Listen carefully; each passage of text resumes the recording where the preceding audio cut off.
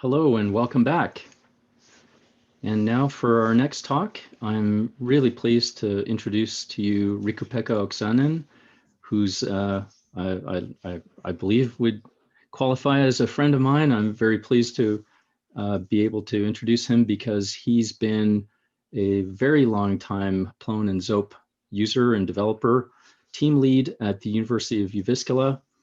And Rikupekka has, I met him in 2015, I believe the first time at the Bucharest conference. And I was able to sucker him. I was able to convince him to become the Plone communications and marketing team lead earlier this year. And he and his team have done a fantastic job. And for that, the Plone community is really grateful for everything they've done for Plone. But here he's going to talk about a use case at the University of Jyväskylä. And so with that, over to you. Yeah, thank you, Kim. And I would like to consider you as my friend also. So I'll put on the screen share and let's go to my slides. Hopefully you can see them right about now. So aside my grand title for this presentation, I'm gonna tell you about the real-life use case of Volto at the University of Jyväskylä, and I conducted a survey for the users of Volto, and let's see what they said about it. Well, basically, Kim said everything you need to know about me. So I've been using Plone a long time and working at the university, doing lots of Plone stuff and other stuff too. And lately we have also utilized Volto, and here is a case of Open University study guide where we did use it. And I also will tell you about why did we select Plone and Volto for this case. And then I will go through the survey and the answers in that. And so basically this was the premise in which I will go into more detail soon. But this spring, Open University of Jyväskylä wanted to manage content more thoroughly in our study guide, and for that they used Volto. And well, basically I already said this, so let's go forward. Open University of Jyväskylä is it's a separate institute in our university, and they provide studies for every person in Finland, not just university students. And yeah, students can register non-stop and study if self-paced, and they are mostly adult learners. And the case here is like this. Last year we developed this new study guide website on Gatsby.js, and it still is integrated to our study information system SISU. And you can find the study guide online right about now also. But this year, when the Open University also started using SISU study information system, they weren't happy with the features in that system regarding their marketing. So they wanted to have more different content on the study guide. They wanted to have more visual content and images and videos and customized text and so on. And this is where Volto and Plone came into picture. So basically, there were three different systems that we needed to combine at one point. So there's the SISU study information system, which provides the basic data on courses and disciplines and teaching schedules. Then the study guide itself, it's a Gatsby site, kind of static but it's accessible and responsive and really, really fast. But then we needed the user-generated content too. And we couldn't use the SISU study information system since it's not a system that we develop, and it's an outside software and in another company, and other universities are using that too, so we couldn't just customize it as we wanted. So the question this spring was that what could help in this situation? Well, of course, since we have been using Plone for so long and we know what it can do, and we have a couple of really excellent developers and designers, we thought that Plone and Volto could make a great backend for this additional content. So Plone is an excellent content management system with the hierarchy system, which allows you to give permissions to a certain folders and certain study subjects only for certain people. And that was really important. And then we thought that there will be tens of users who haven't ever done this kind of content management. So it has to be really easy to use and really simple to learn. And we thought that Volto could be that front end for this content management. It's fast and it's really easy to use, or at least so they are telling us. And of course, we needed more from the platform. We needed customizable content types for these courses, and then we needed some metadata fields to connect certain Volto blocks to the study guide itself. And of course, it needed to have a great API so we can do a good integration with the study guide itself. And there are other technical details too, which I won't go into here, but if you stay online after my presentation, you can hear from Asko Soukka himself. He will dig into the technical details of this whole project, and there's going to be more information on that. But here we go. We will have Plone and we will have Volto as the system to manage this content. And this is, as you probably saw in the keynote, this is how Volto looks like in vanilla form when you start it. And this is where we have gotten so far. I will show a couple of screenshots here and then go into the survey itself. So on the left, you can see the study guide. It's really like simple. It has list of the subjects, and then there's some additional text and tabs for Open University. And on the right, you can see the Volto content. It's hierarchical. You have the study subjects here as a folders. And here's more. So there are images, there's rich text, titles and links and lists, also videos, and so on. So this is basically how it looks like in production. Here's another example.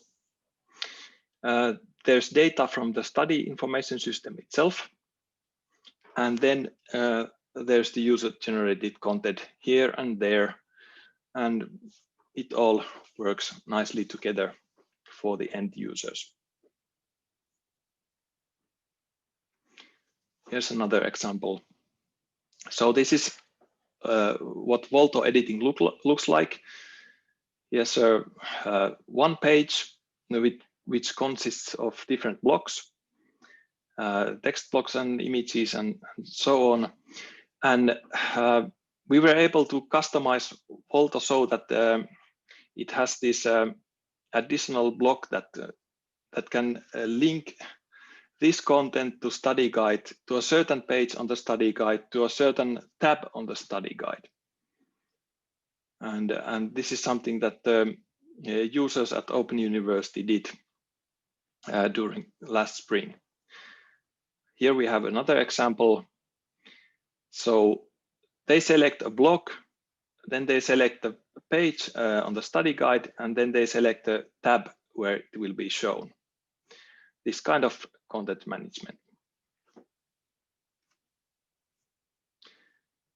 Okay, and otherwise it's Volto content management. You can edit things nicely here.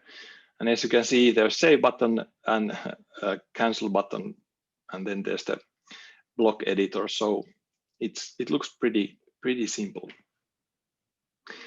Then I go into the survey itself. So I asked different things from these users. This isn't a very scientific survey. I wanted it to be simple so that I get as many answers as possible. Unluckily, I didn't get that many answers, but enough for this presentation and enough to get a certain idea of what the majority of the users think. So I was asking about background information, about Volto usability, robustness, and the Volto features that are there. And then also I wanted to compare that Volto experience with Plone experience if they had some. And also if they needed training and instructions when using Volto. And here's the feedback form. It's built on Plone FormGen. And of course, using Plone for that too. So I'm asking for the background information. Then I was asking about if they knew any other CMSs other than Volto and maybe Plone. If they had Plone experience, I could ask them about that too. And in University of Jyväskylä, I can actually ask and set an option that you have used Plone over 10 years and hoping that someone would select that. So that's funny. Okay, and how often did they update and manage the content when they were doing this thing? So basically, most of the work was concentrated in the springtime this year. So they have continued to update the content, but mostly it was done during quite a short period of time last spring and summer. And then there was a question about their role, if they were admins or just basic content editors. Okay. And I'll go a couple of, Volto usability. I was asking for first impressions about the navigation, site speed, and what features did they use. And I also had, of course, questions about how easy was it to edit the content and add content and so on. And the scale was from 1 to 5, where 5 was being the best one, very good, and 1 was being the very bad option. Also asked how many technical errors and how often did they occur those. And some open answers also. Okay, summary, instruction and training, and then overall review of Volto. And if they had used Plone before, I was asking about their comparison for that. So most of the people who answered were Windows users. And at the time, we were using Volto version 4 and 5. Now it's version 10, so it was not the latest version. And the amount of respondents was quite low for this survey, but enough, I think. Okay, so about their background experience, most of them knew some Plone. some of them even over 10 years, but most of them like 1 or 2 years of Plone experience. And CMS experience was also Plone, but some of them also knew WordPress. Others weren't mentioned. And they did manage content. It varied quite a lot. So some of the people did updates daily, multiple times a day, and others did a couple of times a month or even more rarely. So there was variation in that. First impressions. So this is my bar graph. So from scale of 1 to 5, most common answer to simplicity and clarity in Volto first impressions was 4, some 3, and some 5. And the visually pleasing question was answered this way, mostly 4 and 5. And overall first impressions were quite positive. Then navigating Volto and the speed, navigation clarity, it was thought quite clear. As you can see, there are no 1 or 2 reviews, so most of these are really good. In the speed section, it varies even more. This is kind of interesting. I think it's usually quite fast. And then what features did the users use mostly? They were doing kind of simple things. They were adding and editing these text blocks, and they were adding and editing links, and they were linking this content to the study guide itself. Some of them were adding collections, automated lists of content. Some of them were adding images, and only few of them were adding videos there. But nothing too like extreme when you think of content management. Then the reviews for page editing. And I was asking how easy it was to do these things. And it was easy to find editing option, mostly 4 and 5. It's easy to edit page title, mostly 4 and 5. It's easy to edit and add blocks.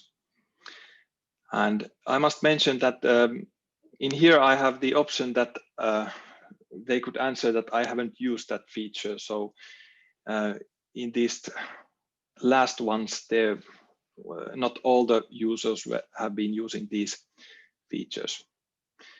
Adding and editing links is something that divides a little bit. So someone thinks it's really easy and others that it's not that easy. Adding attachments is quite okay. It's 4 or 3. And adding images, also quite easy. And then I have a couple of comments here. These are translated from Finnish. Works well, feels simple. Same logic than in Plone, which might help me. And what this user found annoying was that when you press enter in a Volto page editor, it creates a new block, and then they needed to delete it. Other one says that usability is okay and folder structure is clear. Only one annoying thing, doing bullet point lists, but maybe it's just me. And then another comment here is that I might have wanted to edit the layout of the page or the link in the editor, and this one hasn't found the possibility to add links to an image, but I would say that nowadays you can add link to an image. Then there was this bonus question for Plone users. Volto seems more simple to use, though Plone has more features now, so it depends. Which one would you prefer? Volto is easy once you get the logic. I don't use Plone much. but maybe it's just a little harder to use. Volto is much faster, and I like the user interface overall. And then someone was hoping that Volto would have more visual elements to create brand-driven content, and that's something that he was missing. Adding and editing links is found better in Plone. So this kind of open answers to this survey. Technical errors, no errors ever, 62.5%, and maybe once or twice a week or rarely. And no one answered that they had often errors, even in Volto 5 version, so that's pretty good. Need for instructions and training. Most of the users needed little to none instructions or training. So at least we at the digital services, we didn't provide any training. It was the Open University people who might have given training and instructions to their users. From our perspective, they didn't need it. And it's also stated here. And finally, the summary. I asked for an overall review of Volto. It was solid 4 out of 5, and everyone who answered would recommend Volto. So I think that's pretty nice answer in the end. But this is not the end. One more thing. We will continue using Volto at University of Jyväskylä. At first, we will update the study guide version from 5 to 10. But what's bigger thing is next year, or starting next year, and we have been developing it this autumn also, we will create a platform for registration of international students where they can purchase studies, and they can buy and purchase those. And this Volto Plone installation needs integrations to Moodle, to payment provider, to our identity management system, and also external digital identity provider. So it's going to be a really technical solution, but it has to be really easy to use for the end users, for the content managers and the people who are actually registering there and trying to buy something. So that's going to be an interesting challenge for us. Okay, but that's about it. Thank you so much for listening, and I hope to answer your questions if I still have time or after this presentation. Thank you, Rikupekka. That was very interesting to be able to get information and feedback like that from users and see the results of how people see Volto compared to Plone, and it's very encouraging. I'm checking to see if we have any questions in the Slido. It doesn't look like we do, but all of you who are watching, please join Rikupekka in the face-to-face, which is the Jitsi meeting that we've set up for face-to-face questions and answers. You'll find it in the Loudswarm page just below this video. It's a blue button for joining the face-to-face. And again, thank you very much, Rikupekka. And I guess we'll be seeing you around for the rest of the conference. Yeah, perfect. Thank you.